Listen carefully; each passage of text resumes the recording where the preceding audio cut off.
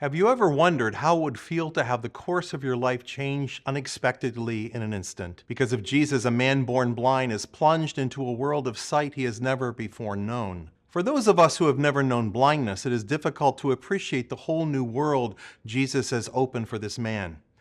It's difficult for us to imagine the profound change Jesus has made in this man's life, in his ability to understand the world around him. Perhaps we need to imagine what our world would be like if we too had been born blind, and if our sight were instantly and dramatically given to us. But isn't there a bit of blindness in each of us which prevents us from seeing our own faults, preventing us from understanding our own place in the world and our relationships with others?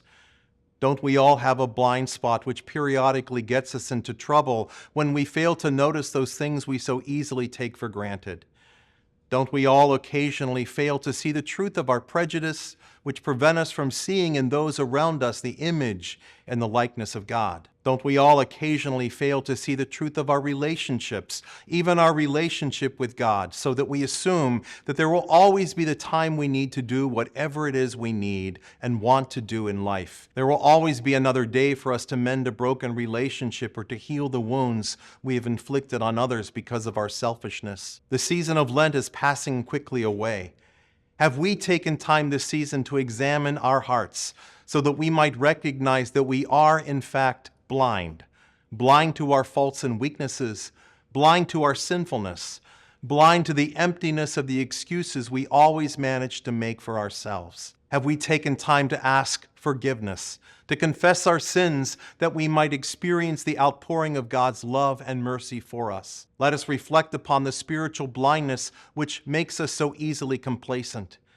Let us reflect on what life would be like if we were to open our eyes for the first time so that we could see not as we have always done, but rather with eyes of faith, eyes which would allow us to see the presence of our loving God working in our lives and in our world. Let us reflect on what life would be like if we could understand the gift God is offering to us, the ability to understand His desire to lift the burden of sin from our shoulders once and for all, that He might lead us out of the desert and into that place we know as paradise.